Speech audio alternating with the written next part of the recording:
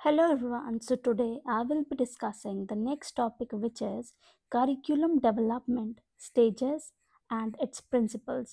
तो ये ना पेपर 12 का नॉलेज एंड करिकुलम का टॉपिक है, तो आइए इसके बारे में डिस्कस करते हैं। तो सबसे पहले बात करते हैं उसकी इंट्रोडक्शन के बारे में। तो करिकुलम डेवलपमेंट से हमें मतलब ये पता चलता है कि एक सिस्टमेटिक प्रोसेस है जिसमें हम प्लान करते हैं, डिज़ाइन करते हैं, इम्प्लीमेंट करते हैं एजुकेशनल प्रोग्राम्स को। ये इंक्लूड करता है या ये इन्वॉल्व करता है सारी लर्निंग एक्टिविटीज़ को, ठीक है, असेसमेंट्स को, ताकि ना एक मीनिंगफुल और एंगेजिंग लर्निंग एक्सपीरियंस जो है वो बच्चों के लिए बनाया जाए। So we can say that in introduction, curriculum development refers to the systematic process of planning, designing, and implementing educational programs. It involves crafting learning activities and assessments to create meaningful and engaging learning experiences for students. बात करते हैं stages के बारे में, stages of curriculum development. Number first is needs assessment. Number second is formulating objectives. Number third is curriculum design or planning. Number fourth is content and support material development. Number fifth is teacher preparation. Number sixth is implementation. And number seventh is evaluation. आइए इसके बारे में discuss करते हैं। Number first is needs assessment.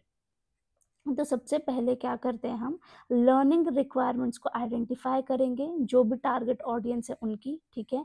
फिर जो भी curriculum हम पहले से ही जो चला रहे हैं, ठीक है, तो उसको इवेल्युएट किया जाएगा और उसमें अगर कोई खामियां हैं तो उनको देखा जाएगा, उनकी गैप्स देखे जाएंगे बेसिकली, ठीक है। So in the first point it is needs assessment, identifying the learning requirements of the target audience and evaluating existing curriculum to find gaps. Number second is formulating objectives. इसमें देखा जाता है कि जो भी लर्निंग आउटकम्स हैं उनको clearly define किया जाए, ठीक है, गोल्स डिफाइन किए जाएं, एम्स आइडेंटिफाई की जाएं और डिफाइन करी जाएं, ठीक है, और फिर क्या करा जाए, उन्हें अलाइन करा जाए एजुकेशनल गोल्स के साथ। So we can say that in formulating objectives, defining clear and measurable learning outcomes, goals and aims that align with educational goals. अगला है third point is curriculum design और प्लानिंग। इसमें क्या किया जाता है, रेलेवेंट कंटेंट को सिलेक्ट किया जाता है, ऑर्गेनाइज किया जाता है, लर्निंग एक्सपीरियंसेस को देखा जाता है, इंस्ट्रक्शनल स्ट्रैटेजीज देखी जाती हैं, ताकि वो डिफाइंड ऑब्जेक्टिव्स के साथ जो है वो चल सके, अलाइन कर पाएँ या ऑब्जेक्टिव्स को अचीव करने में हेल्प कर पाएँ। So in the third point it is curriculum design or planning, selecting and organizing relevant content, learning experiences and instructional strategies to meet the defined objectives. अगला है fourth point, content and support material development. इसमें क्या किया जाता है curriculum में कि पहले जैसे करिकुलम बिल्डअप करना है तो उसके लिए हमें सिलेबस भी देखना पड़ता है, तो सिलेबस क्रिएट करना पड़ता है, टेक्स्ट बुक्स बनानी पड़ती हैं, और जो भी नेसेसरी सपोर्ट मटेरियल है और जो है उसको भी बनाना पड़ता है, उसके ऊपर भी ध्यान देना पड़ता है। अगला है टीचर प्रिपरेशन। अब करिकुलम बनाया गया है तो उसके अकॉर्डिंग, न्यू करिकुलम के अकॉर्डिंग टीचर को ढालना है, ठीक है, ट्रेन करना है टीचर को, और ऐसे मेथोडोलॉजी उनको बतानी है जो कि वो इम्प्लीमेंट कर सके स्कूल में, ठीक है, ताकि करिकुलम जो है वो अचीव हो पाए। अगला है इम्प्लीमेंटेशन। करिकुलम को टेस्ट किया जाएगा सिलेक्टेड स्कूल्स में, उसकी फीडबैक ली जाएगी। नेशनल रोल आउट नहीं किया जाएगा, सबसे पहले सिलेक्टेड स्कूल्स में उसको टेस्ट किया जाता है, फिर उसकी फीडबैक ली जाती है। अगर वो उसका पॉजिटिव रिजल्ट होगा तो वो पूरे के नेशनल रोल आउट में दे दिया जाता है, ठीक है। So in the fourth point it is content and support material development, creating syllabus, textbooks and other necessary support materials. Number fifth is teacher preparation, training teachers on the new curriculum and the methods to implement it. Number sixth is implementation, testing the curriculum in selected schools to gather feedback before national rollout. अगला है evaluation.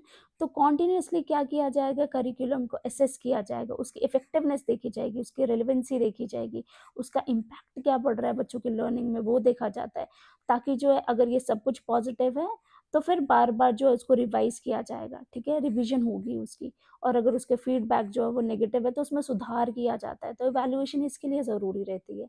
So in the seventh point it is evaluation, continuously assessing the curriculum's effectiveness, relevance and impact on student learning to make necessary revisions. अगला आता है principles of curriculum development. Number first is totality of experience, number second is child centeredness, number third is flexibility, number fourth is utility, number fifth is integration, number sixth is conservation and creativity, number seventh is character formation। आइए इसके बारे में बात करते हैं। Number first is totality of experience. Curriculum जो है ना वो सिर्फ एकेडमिक सब्जेक्ट्स के ऊपर ही नहीं फोकस करता हो, ठीक है, वो बच्चे की लर्निंग एक्सपीरियंस के एंटायर रेंज को भी कवर करता हो, ठीक है, तो ताकि उसको टोटलिटी ऑफ एक्सपीरियंस मिल पाए। अगला है चाइल्ड सेंटर्डनेस। तो इसमें क्या होता है कि करिकुलम जो है उसका बेसिक जो फर्स्ट प्राइम प्रायोरिटी होनी चाहिए वो लर्नर होना चाहिए, ठीक है, चाइल्ड सेंटर्ड होना चाहिए वो, ताकि उनकी नीड्स के साथ, उनके इंटरेस्ट के साथ, उनकी एबिलिटीज के साथ अलाइन कर पाए curriculum. So in the first point, it is totality of experience. The curriculum should cover the entire range of a student's learning experiences, not just academic subjects. Number second is child-centeredness.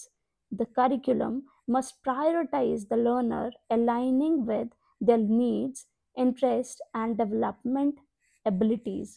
अगला बात करते हैं flexibility के बारे में। तो curriculum जो होना चाहिए ना वो with changing circumstances, with changing time, with changing learners need के साथ जो है वो adaptable होना चाहिए, ठीक है।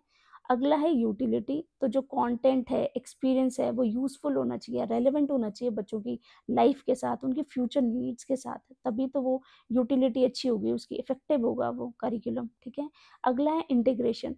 तो नॉलेज और स्किल्स को भी इंटीग्रेट करता होना चाहिए, वो ऑर्गेनाइज होना चाहिए अच्छे से, ठीक है, ना कि ऐसे ही आइसोलेटेड पीस की तरह प्रेजेंट कर दिया बच्चों में और बस उसका कोई जो है वो नॉलेज और स्किल्स के साथ कोई ताल्लुकात ना हो, तो ऐसा नहीं होना चाहिए, वो इंटीग्रेट करना चाहिए नॉलेज और स्किल्स को। अगला है कंजर्वेशन एंड क्रिएटिविटी। करिकुलम जो होना चाहिए उसके पास एक बैलेंस होना चाहिए, ठीक है, ताकि वो क्या कर पाए, कल्चरल हेरिटेज को भी कंजर्व कर पाए, ठीक है, और न्यू आइडियाज़ को भी फोस्टर कर पाए बच्चों में, क्रिएटिविटी जो है वो उसकी बच्चों में एनहांस हो पाए या डेवलप हो पाए, ठीक है। So the third point is flexibility. The curriculum should be adaptable to changing circumstances and learner needs. Number fourth is utility. Content and experiences should be useful and relevant to students' lives and future needs. Number fifth is integration. Knowledge and skills should be integrated and organized coherently rather than presented in isolated pieces. Number six is conservation and creativity. The curriculum must balance the need to conserve cultural heritage with fostering new ideas and creativity. अगला है character formation. तो curriculum का basic जो है M है वो यही नहीं होना चाहिए कि बच्चों को जो है वो क्या चीज़ें पढ़ाई जाए या सब्जेक्ट मैटर के साथ ही डील करता हो, ठीक है। नॉलेज ट्रांसफ़र के अलावा करिकुलम का जो एम होना चाहिए ना वो को बच्चों में कैरेक्टर बिल्ड करने के लिए भी रिस्पॉन्सिबल होना चाहिए, सोशल बिहेवियर जो है वो डेवलपमेंट के लिए भी रिस्पॉन्सिबल होना चाहिए। So we can say that in character formation, beyond knowledge transfer the curriculum should aim to develop students' character and responsible social behavior. अगला आता है प्रोसेस ऑफ करिकुलम डेवलपमेंट। तो ये कंसिस्ट करता है 6 स्टेजेस से। तो स्टेज नंबर 1 है कि असेस किया जाएगा कि एजुकेशनल नीड्स क्या हैं, ठीक है, और जो टारगेट ऑडियंस है ना उनका current knowledge, skills, learning gaps जो हैं वो अंडरस्टैंड समझे जाते हैं इससे, फर्स्ट स्टेज 1 में, ठीक है। स्टेज 2 है कि फॉर्मुलेट करना ऑब्जेक्टिव्स को, लर्निंग गोल्स को। तो इसमें क्या है कि इस्टेब्लिश करना है स्पेसिफिक और अचीवेबल और रेलेवेंट गोल्स को, ठीक है, ताकि ये चीज़ें हमें अचीव करनी है, ठीक है। फिर आउटलाइन करना है कि क्या चेंजेस लाने चाहिए हमें बच्चों के नॉलेज में, उनके एटीट्यूड में, उनके स्किल्स में, ये सब कुछ जो है वो डिफाइन करना पड़ेगा कि क्या डिज़ायर्ड चेंजेस चाहिए हमें लर्नर में या बच्चों में। तो ये सारा कुछ डील करता है स्टेज 2 में। स्टेज 3 में क्या आएगा कि इसमें क्या होता है कि सिलेक्ट किया जाता है लर्निंग एक्सपीरियंस को, वो भी केयरफुली सिलेक्ट किया जाएगा कि जो भी हमने ऑब्जेक्टिव्स बनाए हैं ना और फॉर्मुलेट करें उनको अचीव करा जा सके या एकम्प्लिश करा जा सके, ठीक है। तो इसमें क्या होगा कि हमें रेलेवेंट सब्जेक्ट मैटर को सेलेक्ट करना पड़ेगा ताकि हमें ऑब्जेक्टिव्स जो भी बताए गए हैं उनको उनको जो है वो अचीव कर पाएँ, ठीक है। फिर जो कंटेंट जो सब्जेक्ट मैटर जो हमने चूज़ किया है या सिलेक्ट किया है, उस कंटेंट को हमें लॉजिकली सीक्वेंस वाइज़ जो है वो अरेंज करना पड़ेगा, ताकि सिंपल से लेकर कॉम्प्लेक्स तक के ऐसे सीक्वेंस में उसको अरेंज करना पड़ेगा। कॉन्क्रीट से एब्स्ट्रैक्ट तक जाए और नोन से अननोन की तरफ को जाए, ऐसा कंटेंट बनाना पड़ेगा, ऐसा कंटेंट ऑर्गेनाइज करना पड़ेगा, ठीक है। फिर लर्निंग एक्टिविटीज़ को डिज़ाइन करना पड़ेगा, ठीक है, ताकि वो अलाइन कर सकें कंटेंट के साथ और ऑब्जेक्टिव्स को अचीव करने में कोई हमें परेशानी ना हो। अगला है स्टेज नंबर 4। यहाँ पे मैंने स्टेज नंबर 4 ना मिस कर दिया है। स्टेज 4th में आता है इंस्ट्रक्शनल स्ट्रैटेजीज। तो इसमें क्या करा जाएगा कि टीचिंग मेथड्स को आइडेंटिफाई किया जाएगा, ठीक है। इफेक्टिव टीचिंग मेथड्स को क्या है जो सिलेक्ट किया जाएगा ताकि वो फैसिलिटेट कर पाए लर्निंग को और प्रमोट कर पाए बच्चों में एक्टिव पार्टिसिपेशन को। फिर जब एक दफ़ा हमने आइडेंटिफाई कर लिया कि कौन कौन से मेथड्स जो हैं हमें कौन कौन से मेथड्स जो हैं वो हमें यूज़ करने पड़ेंगे, ठीक है। तो रिसोर्सेज भी चाहिए उसके लिए, तो आइडेंटिफाई करना या प्रिपेयर करना नेसेसरी रिसोर्सेज को, जैसे टेक्स्ट बुक्स हो गई, हमारी टीचिंग एड्स हो गई, ठीक है।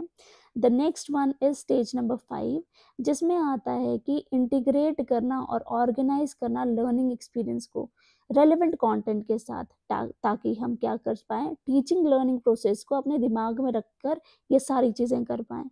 तो इसमें जो है वो फैसिलिटेटर को ट्रेन करना भी बेहद ज़रूरी है, ताकि एडुकेट ट्रेनिंग जो है वो टीचर्स को दी जाए, ताकि वो इफेक्टिवली डिलीवर कर पाएँ अपना नया करिकुलम बच्चों में, ठीक है। तो इम्प्लीमेंटेशन जो है, इसमें इम्प्लीमेंटेशन की बात होती है स्टेज नंबर 5 में।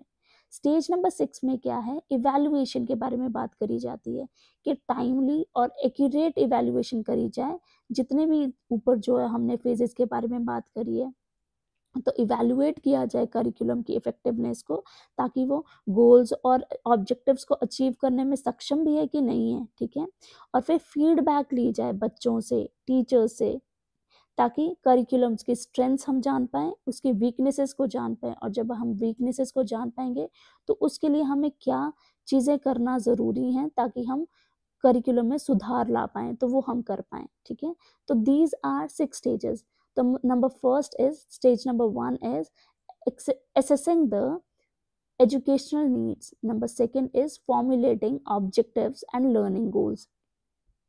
Stage number 3 is careful selection of learning experiences to accomplish these objectives. Stage number 4 is, which I've missed, that is instructional strategies. Stage number 5 is organizing and integrating learning experiences with relevant content, keeping in mind the teaching learning process. Stage number 6 is timely and accurate evaluation of all the above phases. अब बात करते हैं conclusion के बारे में। तो curriculum development जो है वो एक वाइटल एक्टिविटी है। करिकुलम जो है ना वो एक सेल्फ सफिशिएंट होना चाहिए, मीनिंगफुल होना चाहिए लर्नर्स के लिए या बच्चों के लिए। और एक इफेक्टिव करिकुलम डेवलपमेंट से क्या होता है कि हम लर्नर की नीड को पहचान सकते हैं और उसको इंटीग्रेट कर सकते हैं ताकि उनकी लर्निंग जो है वो एनहांस हो पाए, ठीक है। So we can say that in curriculum development is a vital activity. Curriculum should be self-sufficient and meaningful to learners, and effective curriculum development integrates the needs of learners. With this, I end my topic here itself. Please like, share, and subscribe to my channel. Thank you so much.